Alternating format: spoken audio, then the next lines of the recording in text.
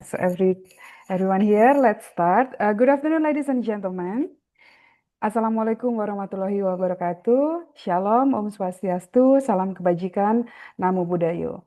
The Honorable Dean of the Faculty of Education, Professor Nina Nurmila, PhD, our today's speaker, Bapak Irsyad Zamzani, PhD, respected lecturers of the Faculty of Education, students of Triple IU, and all participants. Welcome to Lunch Talk number 50 with the theme Redefine the K-12 Landscape, what the Sisdiknas revision means for our schools. On behalf of the organizing committee, we would like to thank you for your presence and participation today. In this beautiful month of Ramadan, wishing you a blessing fasting. May your participation in this session bring both meaningful insight and valuable experience.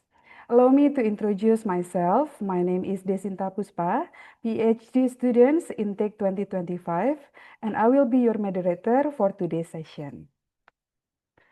To formally begin our program, I would like to invite our Dean of the Faculty of Education to deliver the opening remark. Please join me in welcoming Professor Nina Nurmila, PhD. Professor Nina Nurmila, the time is yours. Thank you very much, Desinta. Bismillahirrahmanirrahim. Assalamualaikum warahmatullahi wabarakatuh. Alhamdulillahirrabbilalamin. Wassalatu wassalamu ala Muhammadin sayyidil mursalin wa ala alihi wa sahbihi ajma'in. Rabbi shrahli sadri wa yassirli amri wahlul 'uqdatam min lisani yafqahu qawli. Amma ba'du. Good afternoon, everyone. First, I would like to thank Dr. Irsad Zabjani, the head of the Center for Education Standards and Policy in the Ministry of Primary and Secondary Education, for his willingness to accept our invitation to be the speaker at our lunch talk today. And she will speak about redefining the K-12 landscape, what Sisdiknas revision means for our school. Yeah, I think this is very important for the Faculty of Education and also other audience who are coming today to join us via Zoom in order to keep us being updated with what is going on in the policy development related with education in the senior high school, yeah, especially K-12. So change is something unavoidable, I think. Every day we change, yeah. The same, our educational context is also changing, and I think what is not changing is the change itself, yeah. And I hope that the revision of Sisdiknas or the changing in the policy can bring positive impacts, yeah, for all the stakeholders, especially for our schools, yeah. That's something that we are looking forward to listening from Dr. Zamjadi today. So thank you very much, and I'm looking forward to listening your speech, Dr. Zamjadi. Thank you very much. Assalamualaikum warahmatullahi wabarakatuh. Waalaikumsalam warahmatullahi wabarakatuh. Thank you, Prof. Nina, for the inspiring remarks. Now, ladies and gentlemen, it's now my pleasure to introduce our distinguished speaker for today. Bapak Irsyad Zamzani, PhD, is currently served as the head of the Center for Education Standard and Policy at the Ministry of Primary and Secondary Education, Pusat Standar dan Kebijakan Pendidikan, Kementerian Pendidikan Dasar dan Menengah, Kemendikbudrismen. Throughout his career, he has held several strategic positions, including head of the Policy Research Center, head of the Cultural Research Divisions, and also researcher at the Policy Research Center. His extensive experience reflects his strong leadership and deep engagement in education policy and research in Indonesia. He earned his PhD in sociology from the Australian National University, Canberra, and his academic and professional work focuses on education governance, decentralization, and policy reform. Among his notable publications is The Politics of the Educational Decentralization in Indonesia, A Quest for Legitimations, published by Palgrave, Macmillan, and Springer in 2022. He also co-edited The Learning During the Pandemic, From Crisis to Recovery, also published in 2022. With his expertise and long-standing contribution for education policy, we are truly honored to have him with us today to share his insight from the Sisdiknas revision and its implication for our school. Without further ado, we shall now proceed to the main session. The presentation will last approximately 1 hour and will conclude at 2 p.m., followed by the question and answer session by 30 minutes. Please join me in welcoming Bapak Irsyad Zamjani, PhD. Bapak, the floor is yours. All right. Excuse me. Thank you. Assalamualaikum warahmatullahi wabarakatuh. Good afternoon. Thank you, Professor Nina, and colleagues from the Faculty of Education at Triple IU, yeah, Triple IU. Also, Mbak Desinta for the kind introduction, and I have some colleagues here, familiar colleagues like Pak Bambang, Mas Alfa, Mas Andar, and others. I'll ask my colleagues to help me share the presentation. Mas Adit, tolong di share ya. All right. All right. So before I begin, let me clarify my position. So when I'm presenting today, it's not actually it's not an official draft of the bill. Yeah, the revision of Sisdiknas is the parliament initiative, not the government one, but the government supports the process, and the drafting authority is in DPR, yeah, or the parliament. And over the past few months, I have been involved in the discussions and engagement around this revision. So what I will share today, it reflects what I understand from my engagement with the parliamentary members and colleagues from the parliamentary team. Yeah. And actually, the draft is still being refined, and many inputs are still being considered before it is formally released for public discussion. And the main question for this revision is what structural, we can say structural recalibrations, yeah. What structural recalibration is or are being considered, and what might they mean for our K-12 quality in Indonesia. And once more, I also need to clarify the scope of this presentation. Although the proposed revision integrates the higher education law as well, my discussion today is limited to the K-12 system. Higher education governance is beyond my institutional role and expertise. Yeah. So when I refer to standards, to governance, to funding, I'm referring specifically to their implication for basic and secondary education. So next slide, please. Yeah, so as an education, I think we can move to next slide, Mas Adit. As an education system, Indonesia already has a strong legal foundation. We have Undang-Undang Undang-Undang Sisdiknas, yeah, number 20 of 2003, which established a unified national system. Also established 8 national education standards and a decentralization of school management.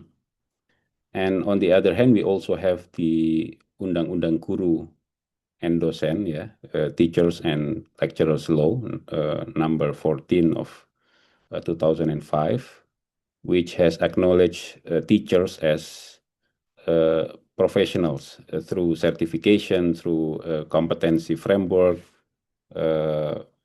professional allowance, and also ethics and legal protection. And at that time, these provisions, these reforms were significant. But these instruments were designed like more than 20 years ago. And they were written before we see the rise of generative AI, of the large-scale use of digital platforms, and perhaps the impact of decentralization on inequality. So the revisions, I think, begin from an existing, but what we call it aging architecture. Next slide. And why do we revise, or why the Parliament initiate this revision? First of all, is the fragmentation of legal basis.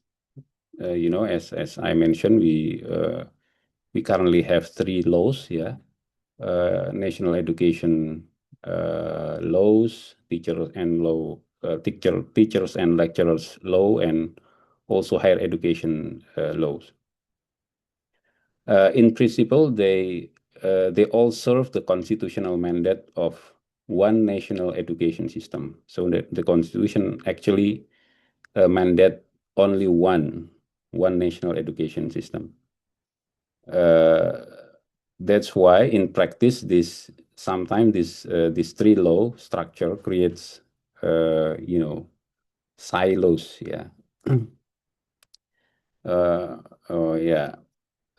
Teacher management is governed in one law, system standards in another, and higher education in another. And when, for example, when reform requires alignment across standards or teacher incentive, etc., the coordination becomes legally and administratively complicated. That's why we need to revise and to integrate these 3 laws. And number 2, the reason number 2 is the regulatory rigidity. Over time, many technical and operational details have been written directly into the primary legislation, the undang-undang, and this creates rigidity in a sense. So when implementation needs to adapt, for example, in curriculum, in teacher management, for example, in teacher, welfare arrangement, so adjustment require legal revision, not just regulatory refinement. So it needs, it's not enough to revise at the level of per Mendikbud or per press even, but it needs to revise on the higher legislation level. And number 3 is the administrative bottlenecks. This actually and mainly about teacher management. So under the current decentralized arrangement, teacher management authority largely under the local governments. So if we look at the data nationally, Indonesia's student-teacher ratio looks relatively favorable, compared, internationally. We have 1 teacher for every 15 students. On paper, this suggests that we do not have a severe teacher shortage at the national level. But this national ratio actually has distribution problems, because in reality some schools have surplus teachers, others face shortage, and some subject teachers are oversupplied, but others lack qualified teachers entirely. Yeah? So even if the national aggregate looks adequate, the system actually experience imbalance at the local level, at the school level. This creates what I refer as queues, yeah, not only administrative delays in certification, but structural bottlenecks in deployment and redistribution. So the issue is not simply teachers' number here, but governance of our teacher allocation. And number 4 is a global competitiveness gap. What I mean here that the existing framework was written before the digital economy and long before the digital transformation. Yeah. But today, global competencies expectations are very different. Students need digital literacy, need critical thinking, adaptability, ethical awareness in using the technology. And if our legal framework does not recognize this shift, I think curriculum reform becomes structurally constrained. And the last part is the systemic inequity. The current system recognize formal, non-formal, and informal education pathways. Yeah, but in practice, formal schooling remains dominant. Non-formal education often lacks equal recognition, and mobility between these three streams or three pathways sometimes are limited, and this creates structural disadvantage for learners who move outside the formal track. Students who drop out, for example, face barriers to re-entry, and because we we also have the weak recognition for or what we call it RPL, yeah, recognition of prior learning. Yeah.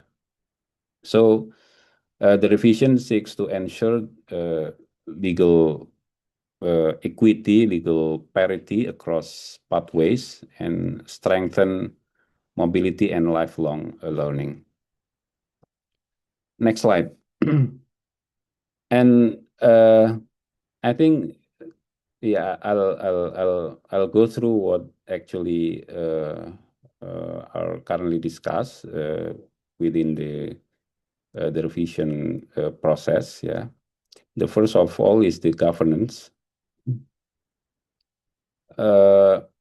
Yeah, Indonesia remains, according to the bill draft. Yeah, this is not according to me, but according to the bill draft, Indonesia will remain decentralized. Local governments will continue to manage schools. However, the proposed revision introduce what we can call managed decentralization. What does it mean? It means if minimum service standards are not met, then the central government has a corrective authority. The central government, for example, can take over the authority to manage schools in certain region or certain districts. Yeah, and actually this is not re-centralization, but we can call it is a decentralization with an equity safeguard. Yeah. And another important shift in the governance aspect is that the central government may operate certain schools.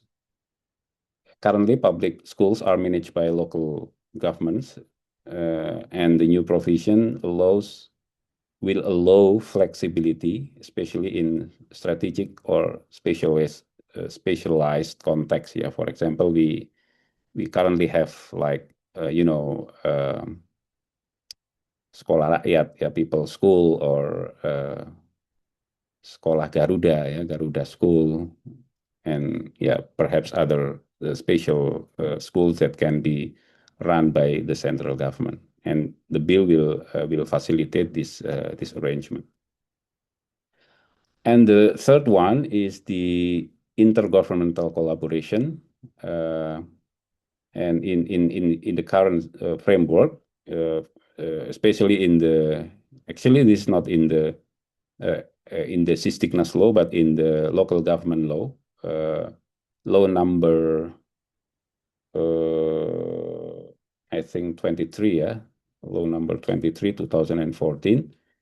There is a rigid division of authority between central and local government. So the local government is the one oversee and manage the operation of schools. And between local government, so we have provincial and we have a district government. They have their respective role in managing the schools. So provincial government are running the secondary schools, and the district government are running the early childhood and primary schools. And this very rigid division of authority often prevented provinces and districts from sharing resources. So the proposed direction here is to allow cross-level support. So, for example, in the sekolah dasar or primary school in Depok, they can be helped or can be assisted, can be supported by provincial government if the resources allow, and if there's some arrangement between provincial and district government. So the governance model will shift from a separated authority to more coordinated responsibility. Next slide. The other issue is the standards, the national education standards. So currently we have 8 national standards. I think all of you have already been aware of. We have content, process, teachers, facilities, management, financing, assessment, and graduate competency standards. So many. I think this is the most country, the most system with national education standards.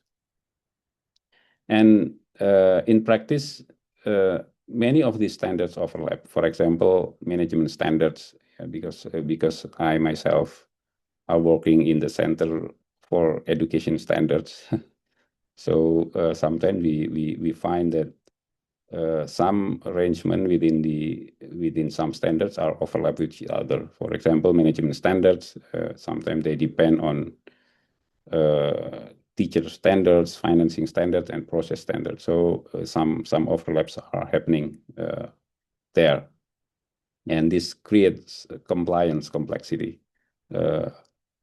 School and schools sometimes focus more on administrative fulfillment than instructional improvement, especially when it comes to accreditation.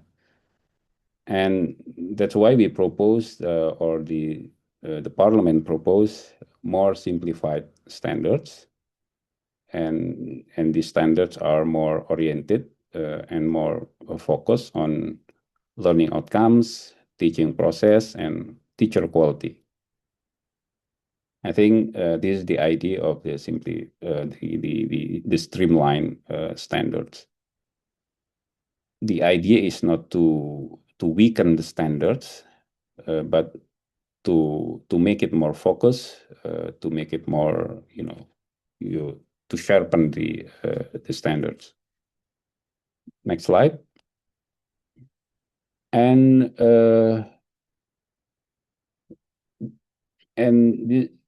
the other issue is the pathways. The current system recognizes formal, non-formal, and informal pathways. Jalur formal, non-formal, and informal. But mobility across pathways is not always smooth. The credentials remain diploma-centric, and that's why the bill proposed a more simplified pathways. So the pathways will be only formal and non-formal, and it introduced multi-entry and multi-exit system, and also recognize micro-credential. And this is also to align with lifelong learning trends.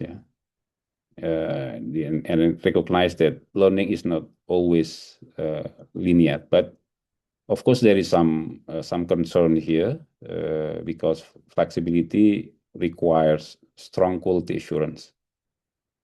And if the recognition mechanism are weak, we risk the fragmentation. So flexibility must be accompanied by strong integrity and strong recognition framework. Next slide.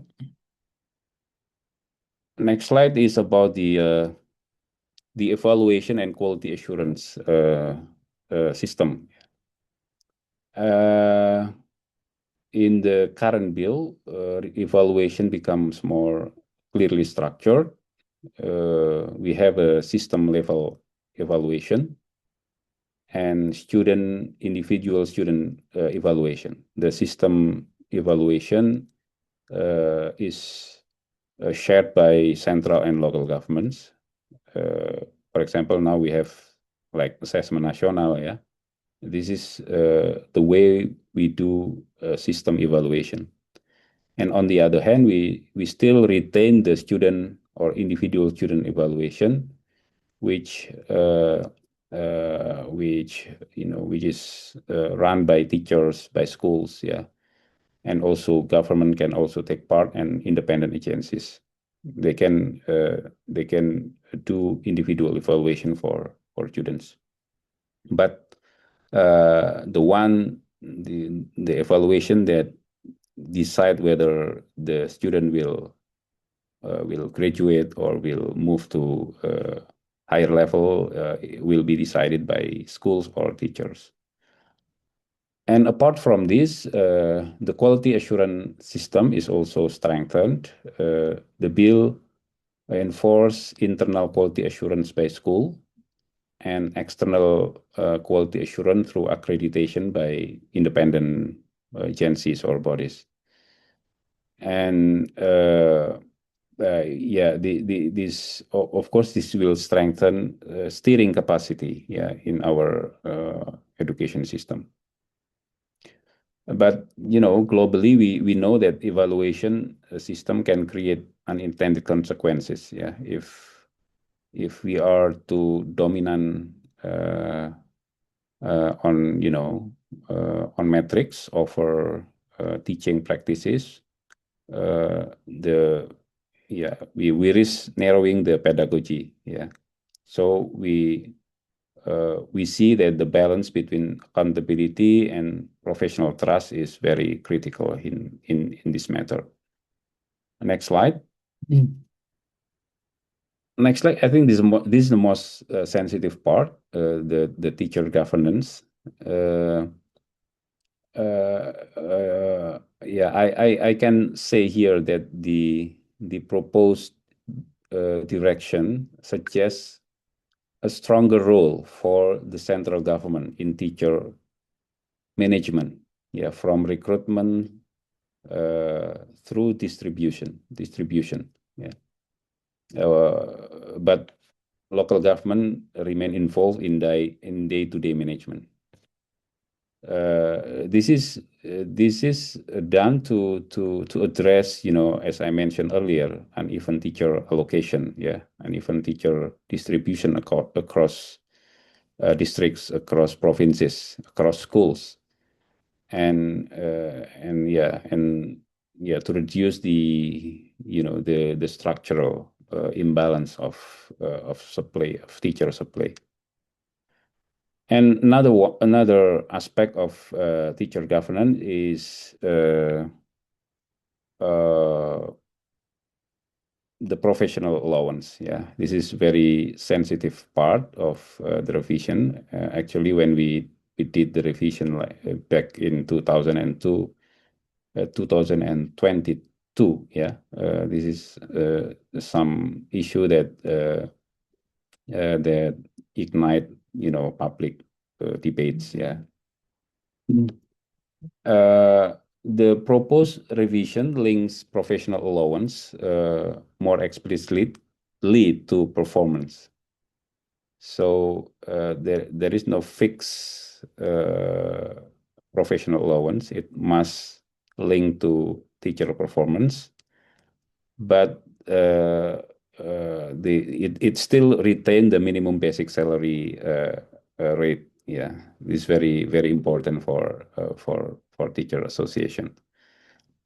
And actually, when we look at the studies, international studies, performance pay works only when evaluation is meaningful and multidimensional. Otherwise, it creates a compliance behavior. So design matter more than intention.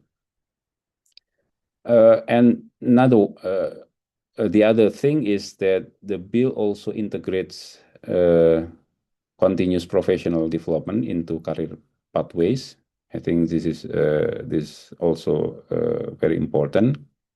And also it reinforces the ethics and legal protection for teachers. Maybe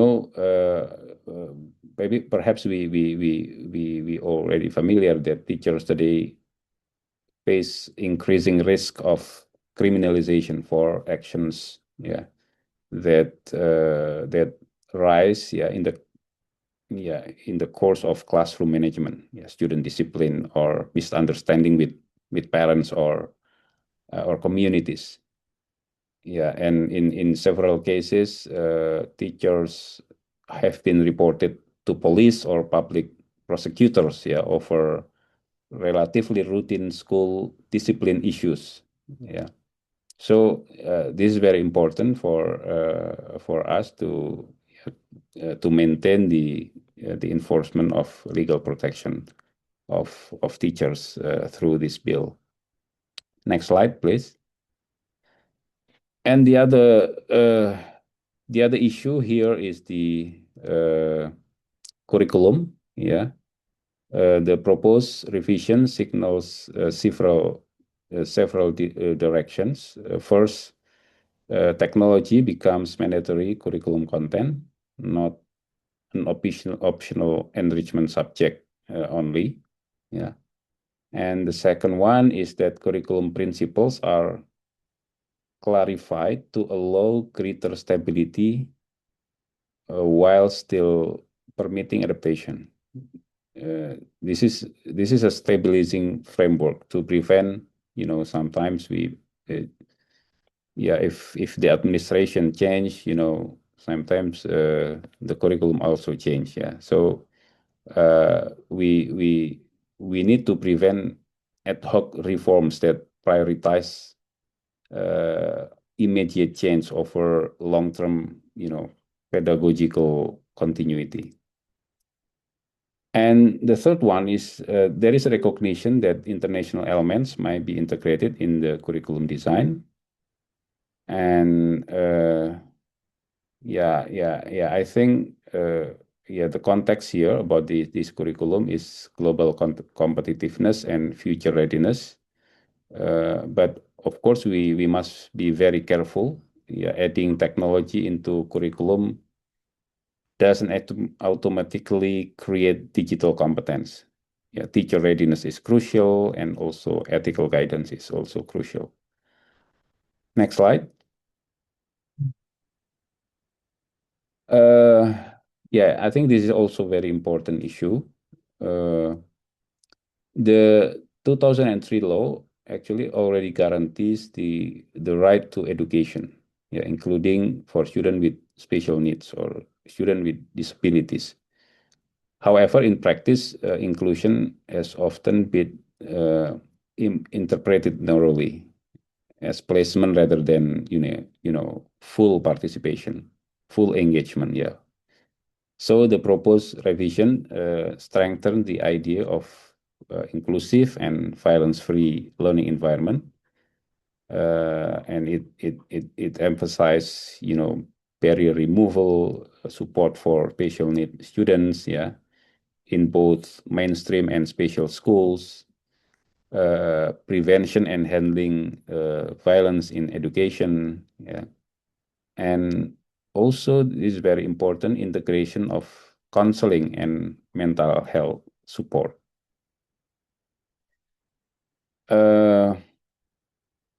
Next slide, please. This is also important, and this is something that we in the Ministry of Education is strongly advocating. So the 20% mandate remains as this is the constitutional mandate. So it will remain at the bill at the law, but the bill clarifies allocation structures and introduce collective budgetary authorities across relevant ministries. So we propose that in deciding where the education budget to be allocated, the relevant ministries must be involved, and we propose to explicitly mention the Ministry of Education, Ministry of Religious Affairs, Ministry of Finance, of course, and Ministry of Bapenas, to be part of this collective authority, and this this will strengthen, we think, the alignment between planning, standards, and funding. Yeah. Without fiscal alignment like this, the policy coherence cannot materialize. Next slide. Next slide is about the education data system. Yeah, this is a new arrangement, new topic being introduced in the draft. So the bill is proposing a single national education data system. The data must be integrated, accurate, accessible, and privacy protected. So this in our current law, this kind of integrated data governance is not yet mandated, because we see it important because today the data is the backbone of modern governance. We need data to inform planning, to inform, to guide funding, to support quality assurance, and and to have more equitable learning outcomes. So all are very dependent on data. Yeah, but of course, centralized data also requires strong ethical safeguards, especially in this AI era. Yeah, so the privacy and other ethical safeguards must be established. Next slide. This is my last slide. And then what this reform means for schools. Yeah, I think yeah, for schools, this reform, of course, signal clearer system alignment, stronger professional expectations, as I mentioned about the teacher governance earlier. It also signal more flexible learning pathways, more flexible and more simple learning pathways, formal and non-formal, more structured evaluation and quality assurance system, and also a broader quality definition. So the quality is not only about cognitive, competencies, but it also about safe environment, about well-being, about character, etc. And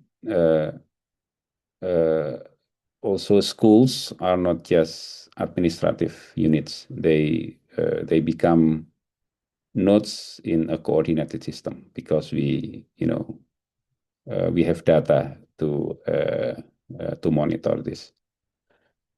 And of course the key question remains. Will this systemic coherence translate into better classroom practice? Of course, legal reform creates enabling condition, but implementation capacity and professional agency will determine the success. I think I'll stop here and look forward for a productive discussion. Thank you. Terima kasih. Okay. Thank you so much, Pak Irsad, for the enlightening presentation. We will now open the floor for the question and answer session. Maybe we will take the 3 questions in this first round. Please, if you have a question, you can raise your hand and then open your microphone. Anyone?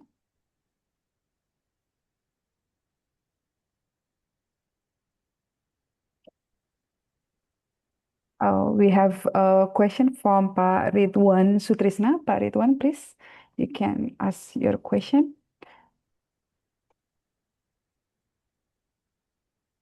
Okay, thank you for the opportunity, Mbak Desinta. I would like to thank you also for the very comprehensive presentation by Pak Irsad Zamzami. I would like to introduce myself. My name is Ridwan. I am from PhD in Education batch 4.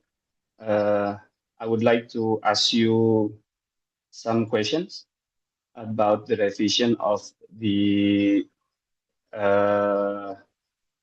Undang-Undang Sisdiknas, the new one. The first one, I interesting in when you said about the emerging direction that Indonesia facing in the future. What are the Ministry of Education forecasting the future trends, the education future trends? Since the data and the recent trends show that there are higher rates of homeschooling activity, and then in contrary, there are also lower rate of public or school formal school enrollment. I read an article released by the Universitas Negeri Padang in last year, 2025, that there are some decreasing percentage through at general and over the age. So the older of a person is, the lower the education, the formal education rate is. That was the first question. So I would like to know, is it Ministry of Education only? I haven't seen the future vision release, or probably I haven't accessed it.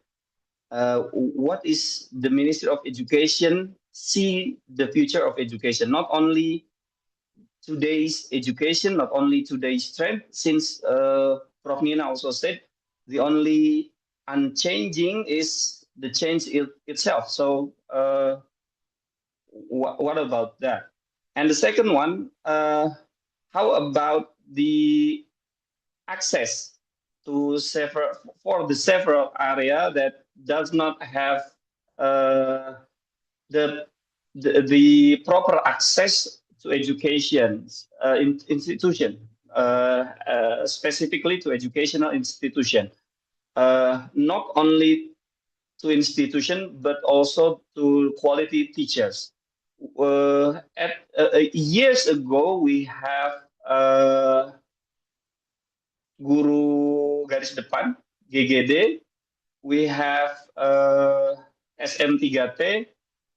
We have I don't know also about the open school, sekolah terbuka, and also the implementation of digital education towards the formal education. I think that's all my question. Thank you. Okay, thank you, Pak Ridwan. Pak Irsyad, you would like to directly answer, or we collect the questions first? Yeah, we can collect the question first. That's Okay. all. Thank you. I'll collect the question first from Pak Ridwan. There are two questions, Pak Ridwan. Okay, next questions from Amalul Umam.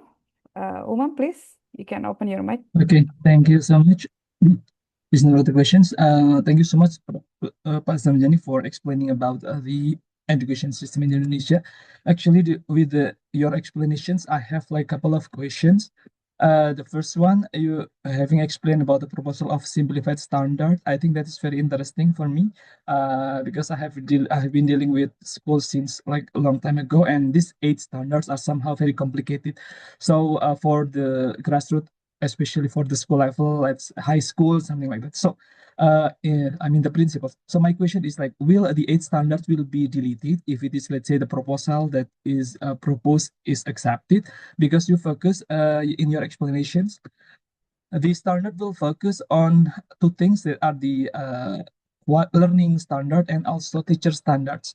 If those are deleted or replaced by these 2 things, the contextual one, this will be interesting, but the challenges will be there, I think. Like, because there will be totally differences between the school with high support and low support. Let's say in the local area, they don't have like support, a lot of support, like the resources of the teachers, they are very low. So of course, there will be gap if it is applied. When we are seeing based on the learning quality and also the teachers' quality. And then the second questions, I want to ask related to the micro credential. These are very interesting, especially for those who are working in university. So far, I have seen the micro credential recognition have been applied by the Ministry of Education, but they work together with universities from abroad, let's say UNSW or from US universities. So in the future, are there any possibilities for cooperations between the Ministry of Education with, let's say, like national universities, so that it will open chance for the universities for offering the micro credentials for teachers, especially? I think these are the questions. Thank you. Okay, thank you, Umam, for the question. Is there any other one question, maybe? So after that, we can answer. Okay, quite long questions from both of the PhD students. Okay, Pak Bambang, please, you want to ask questions? Okay, thank you very much, Mbak Jacinta. Okay, Pak Irsad, thank you very much for the presentation. So I am your big fans of your thesis. Okay, I think you know what it. Okay, so from your explanation, I think the prediction from your thesis is coming through with this the bill, right? So you predict that what I mean is in your thesis you mentioned that more and more people in the central government want to retake back the authority and then the some kind of management back to the center, right? So I think could be like profesi your thesis, something like that. Okay. Uh, and then what I'm afraid because it is the initiative from the House, from the Parliament. So do you think that the case like a national standard or the kind of baseless of on research can come again in this new bill, right? And the last one is about you mentioned that teachers allowance based on performance. Is it the performance you mentioned is how long the teachers teach in terms of working hours, or what are the criteria to assess that? Thank you. Okay, thank you, Pak Bambang, for the questions. So each of the person has two questions, Pak Irsyad. The first from Pak Ridwan, how the Ministry of Education see the future of education in Indonesia, and also the access for the several area in the treaty, area tertinggal. Yeah, thank you, colleagues. Pak Ridwan ya, Pak Ridwan and Pak Umam and also Kang Bambang ya about the questions. Yeah, first to Pak Ridwan, yeah, yes, I agree that we observe the. Is my voice okay? Yeah. Okay. We observe growing interest in not only homeschooling but also alternative learning, alternative learning arrangement, non-formal education institution are growing now, especially in urban areas, and this is a reflection of the demand for flexibility, a reflection for the demand of personalization, because we have AI now and etc. technology, and also this is actually the reflection of perhaps the dissatisfaction with the rigid school structure, and that's why we from the policy perspective, we propose to strengthen the flexible and the flexible pathways, like I mentioned earlier, and actually this is part of how the government and the parliament sees the trend, not to resist the trend, but to become more adaptive to this trend. And of course there are some. The bill is very high level principles. It will need more detailed guidelines at the lower regulatory level, at the PP or peraturan menteri or ministerial regulations. And as I mentioned earlier, the key principle here is the quality assurance. So the direction is clear that we need to become more adaptive to the trend, to what Pak Ridwan mentioned earlier. But from the government perspective, from the system perspective, the quality assurance need to be strengthened, because quality still matter. Not all institution can run such kind of educational arrangement. So we need to come up with the framework to ensure that the quality of this arrangement is intact. And about the regions with limited access to quality teachers, in the past we have a Guru Garis Depan or SM3T. The programs we see is very important. It's been a policy. It's been a a strategic policy response, to address the distribution gap.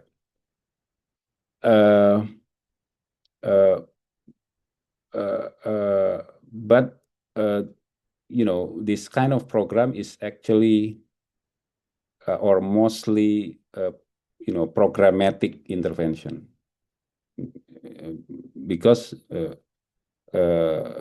we see it as a we need to see it as structural problem, not only programmatic intervention, but we need to see it from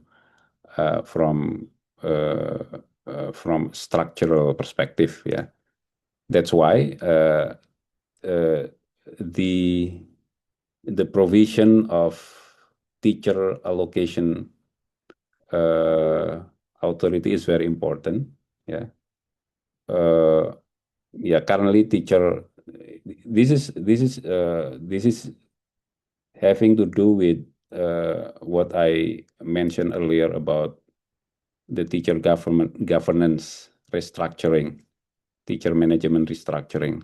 And now teacher allocation authority is decentralized, where central government has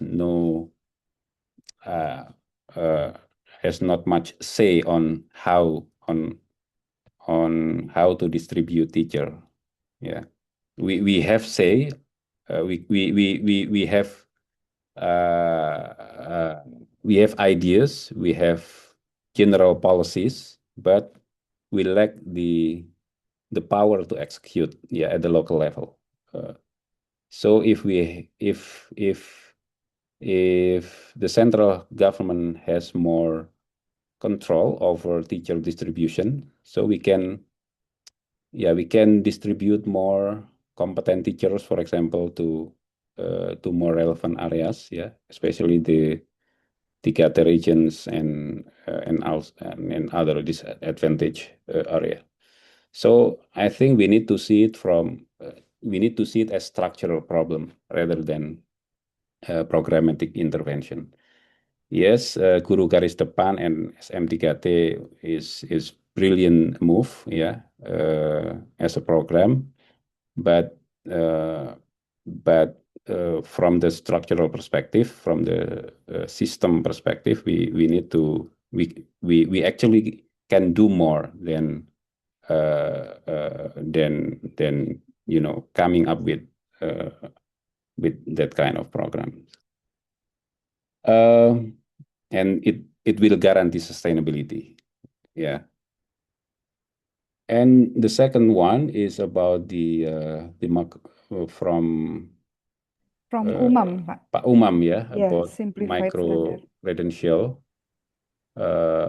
Is there any possibility of cooperation with a university abroad?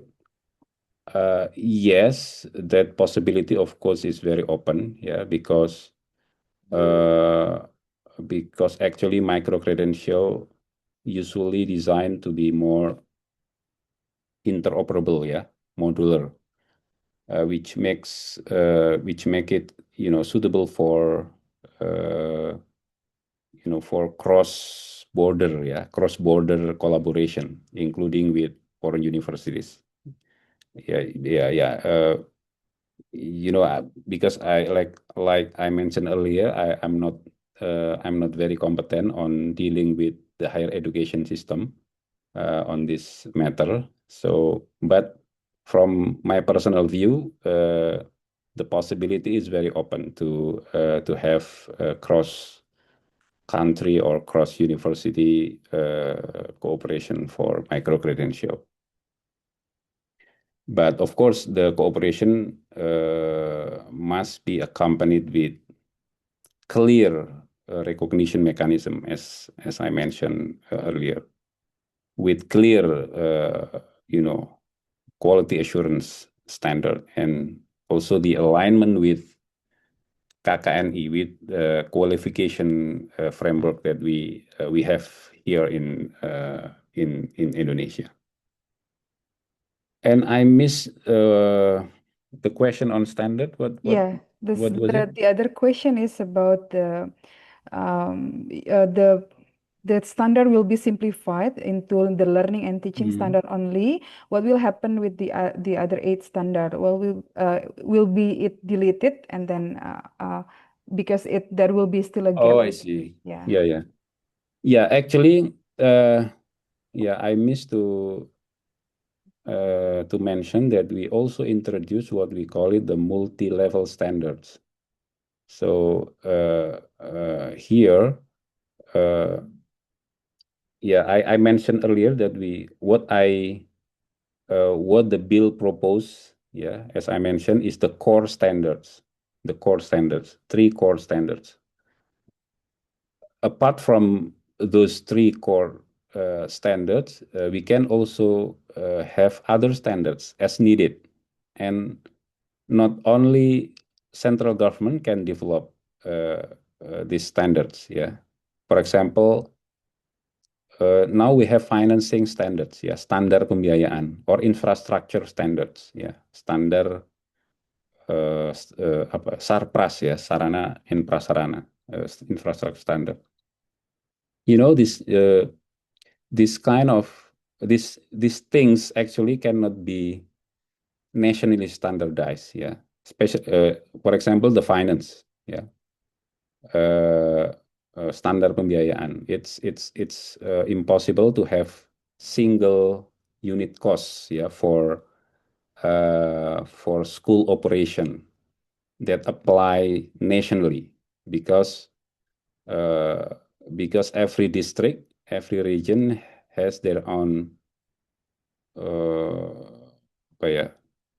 the BPS has, it's what they call the IKK, Indeks Kemahalan Kabupaten. What is it? The price index or some kind of things.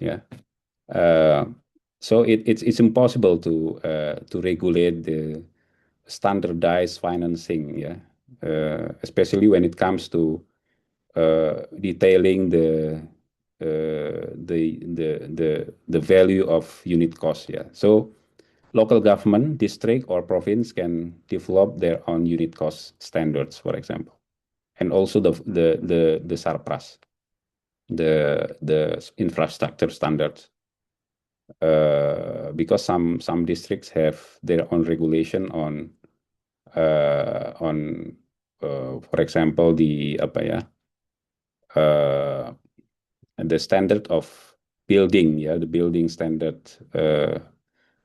Sometimes some districts have their own way in dealing with kind of standard. What we can arrange at the national level is more about, for example, the principle of safety, the principle of sustainability, the orientation to green ecosystem, for example. But the details on the standards can be delegated to each local government or provincial government.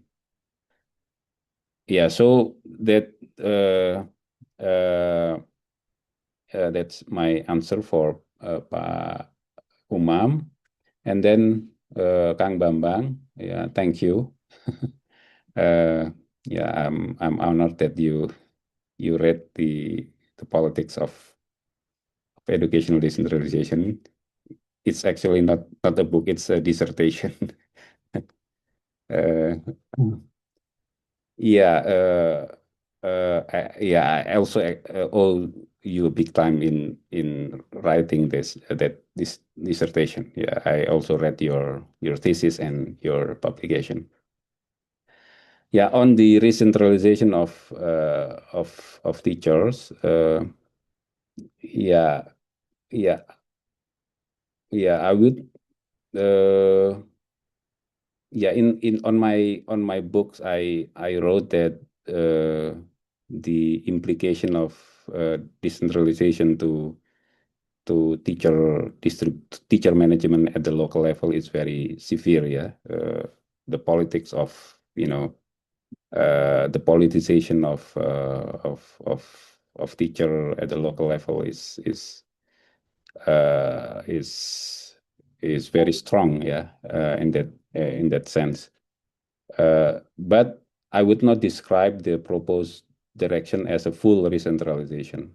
The local government would still manage the school operation, and the shift is mainly in recruitment, distribution, and career development of the teachers.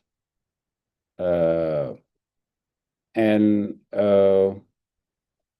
yeah, you also mentioned about the criteria for performance-linked allowance. I think this is we don't have the detail yet, yeah, at the moment. But the idea is that every investment in our education must be linked to the learning outcomes, including our investment in teachers. So when we give them the allowance, certain kind of allowance, we need to make sure that they perform well, they deliver their responsibilities, they learn, they are ready to become lifelong learner, because that this is also part of the performance that we expect from teachers, yeah, to always learn, because teaching is learning, yeah. So I think around that kind of framework is that the allowance formula will be framed, yeah, for the teacher professional allowance. I think yeah, I think I already answered all the questions. Yeah. To Desinta. Yeah, you already answered all the questions. We still have a time actually, Pak Irsyad. So we will open the second term for the question and answer. Is there anyone who want to ask a question? Please, you may raise your hand.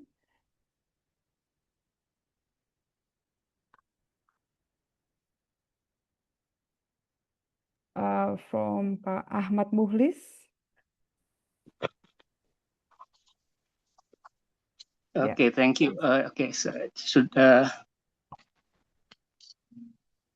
my name is Ahmad Mukhlis.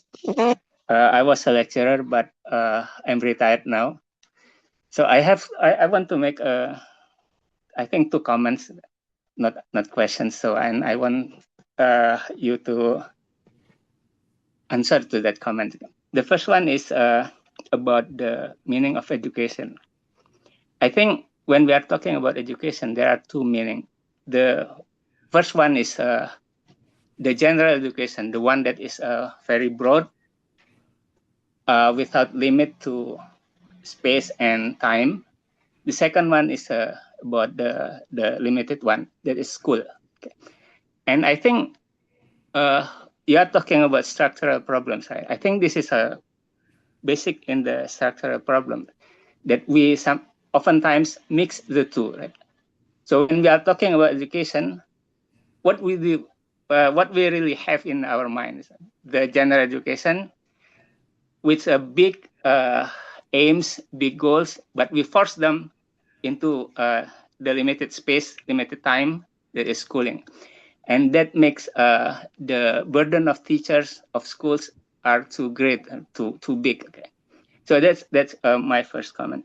The second one is when we are talking about quality of education, who are responsible for the quality of education?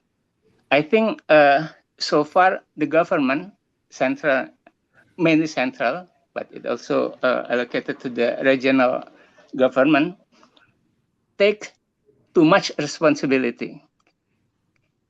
The teacher and teaching community, you only ask for accountability, not responsibility. I think our educational quality will not improve without asking, or probably I have to say that forcing teachers and teaching communities to take more responsibilities. I think that's my 2 comments, and I I hope I can get answer from you. Okay, thank you. Sorry, where are you from, Pak Ahmad Muhlis? I'm retired.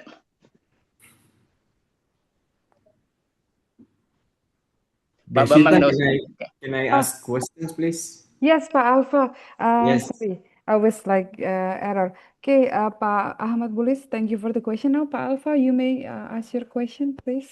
Okay, thank you, Deshinta. Thank you, Pak Irsyad, again, for coming to or participating in our lunch talk as a speaker. Very insightful presentations, and as always, policy in education is always an intriguing issue. I would like you to explain more about the multi-entry, multi-exit policy, whether it applies also to both formal and non-formal educations, meaning that those in formal education, do you think that they can easily move, from non-formal to formal and vice versa? That is the first thing.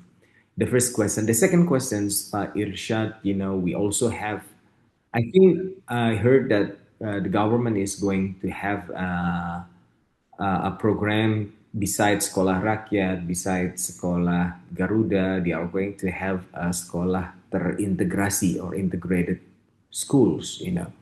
I would be very happy if you could update about the plan of the Sekolah Terintegrasi or integrated schools. And perhaps you may also would like to explain to us the role of Ministry of Primary and Secondary Educations in those special presidential policies in education, like Sekolah Garuda, Sekolah Rakyat, and the last one is Sekolah Terintegrasi or integrated school. Thank you, Pak Irsyad. Thank you, Pak Alpha, for the question. Okay, is there any other one question? If no, we will directly answer then. Okay. There is no other question, so maybe Pak Irsyad, we can answer those two questions from Pak Ahmad Mulis and Pak Alpha. Yeah, thank you, Pak Mukhlis and Pak Alpha, for the comments and questions. And Pak Mukhlis, yeah, this is very important and very difficult comments to respond, actually. Yeah. As you mentioned, when we talk about education, there are two meanings. Education in broad sense.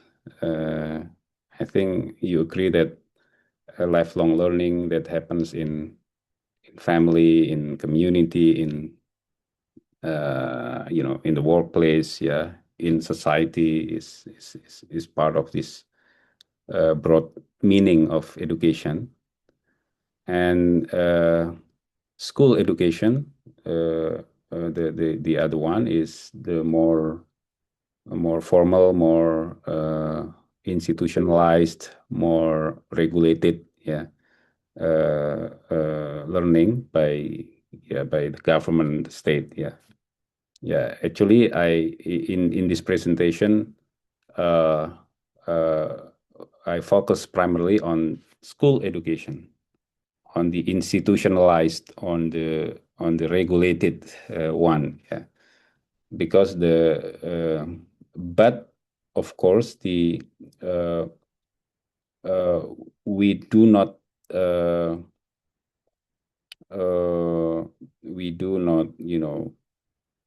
avoid, or we do not forget about the more broad meaning, the broader meaning of education, because the bill also regulates formal and non-formal institutional arrangement. Because we see that the broader meaning is also relevant. Especially when we talk about and we discuss about the flexible pathways, the recognition of prior learning, and also the non-formal education. We also emphasize lifelong learning here in the somewhere in the bill. The education goal, for example, we also mention about lifelong learning, and this principle, the principle of lifelong learning,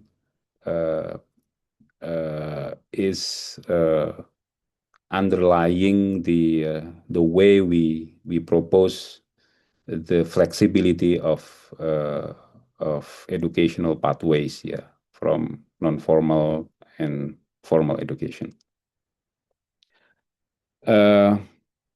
And the second question is about the responsibility for quality. Is the central government is taking too much on the responsibility for quality assurance? Yeah, I think this is very critical question. But to be honest, quality cannot be produced or cannot be cannot be part of central government responsibility alone. Yeah, quality must also involve teachers, also involve school leaders, school principals, students, communities, local governments, and I think all stakeholders. Yeah. But when I mentioned that the bill is looking to strengthen central steering instrument, yeah, central role in the quality assurance ecosystem. The intention is not to monopolize the responsibility, but the intention is to clarify the shared accountability. Yeah. And yeah, that's why I agree strongly that teachers community must be heard. Yeah, must be taken into account. Yeah, and if we agree that if evaluation standards and incentives are designed without teacher voice, without teacher involvement, of course the implementation will fail. That's why I agree very much that the involvement of other stakeholders is very important in the quality assurance ecosystem.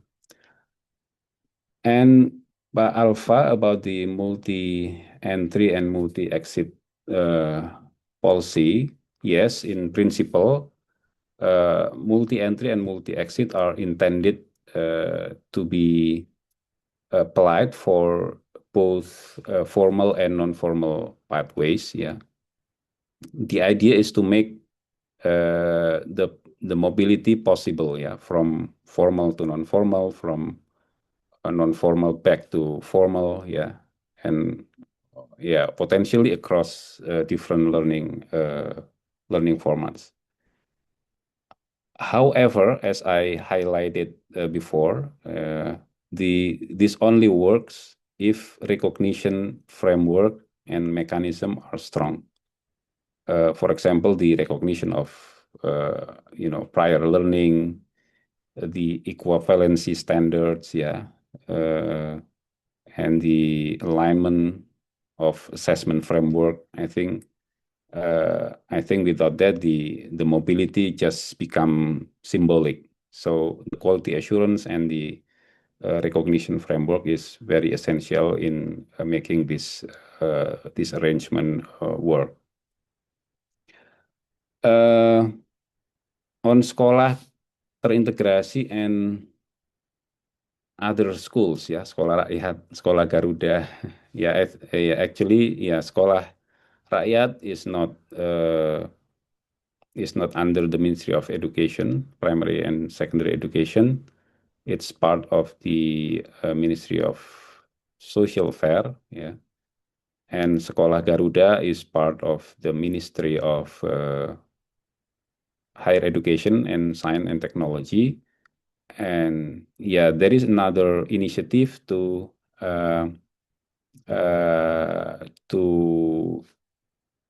build or to develop what we call it integrated schools.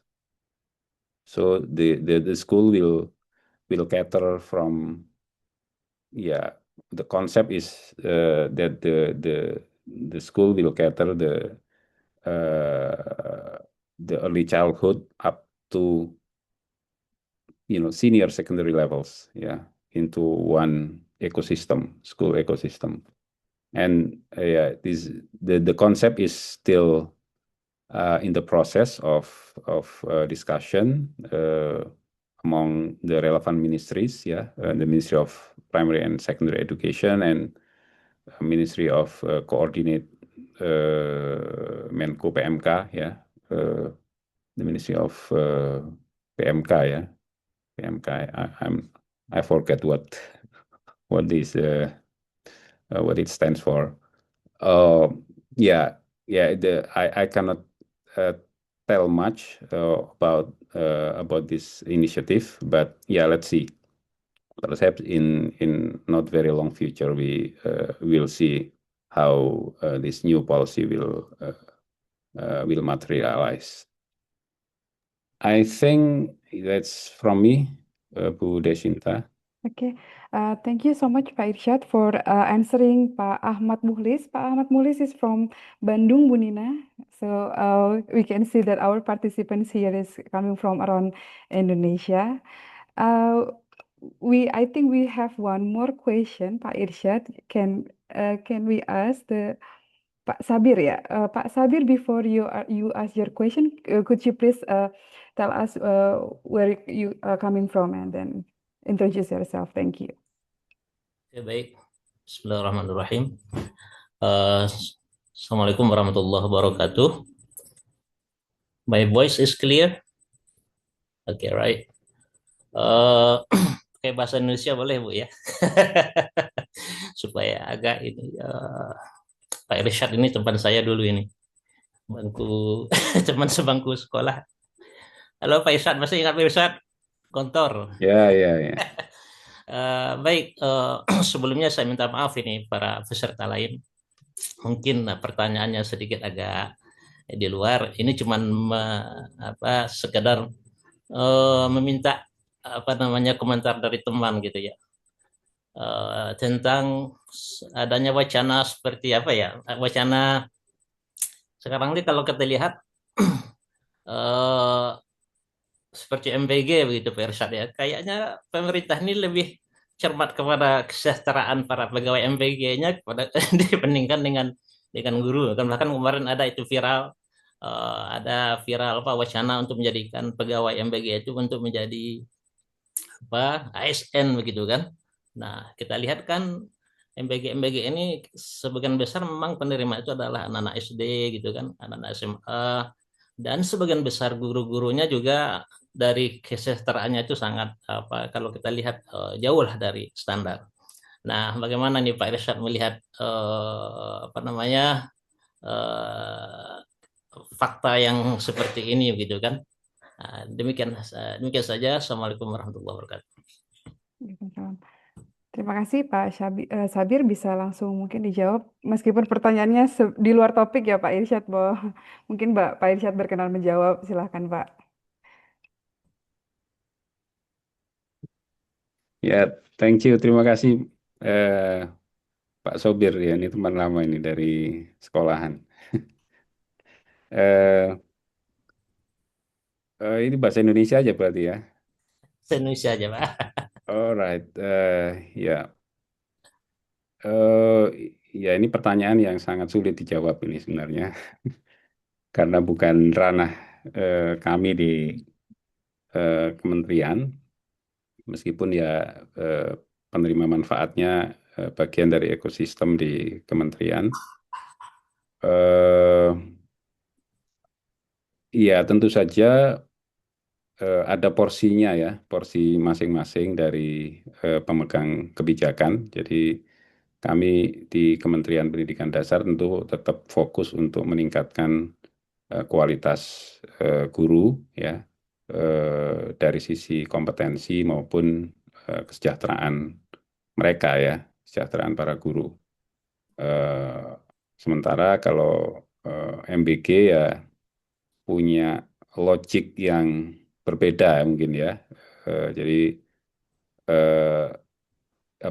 institutional logiknya itu mungkin berbeda dari pendidikan sehingga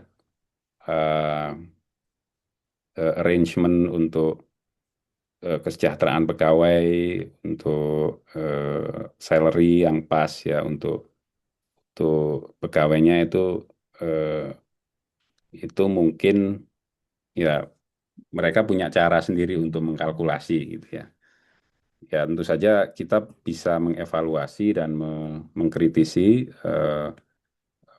tapi ya selama ini kita bekerja dalam porsi masing-masing, Mas Sobir ya, Pak Sobir.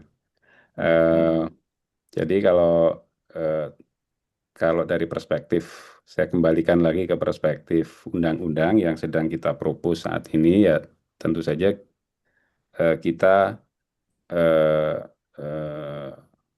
kita berupaya untuk meningkatkan kapasitas guru-guru kita, baik yang ada di dalam sistem maupun terutama ini kita highlight sekali yang akan masuk ke sistem. Kalau yang ada dalam sistem itu sudah mungkin ya kita melakukannya dengan continuous professional learning dan sebagainya ya, tapi yang akan masuk ke sistem ini yang perlu kita jaga sehingga investasi yang kita berikan untuk peningkatan kapasitas guru ini benar-benar bisa berdampak pada kualitas pembelajaran.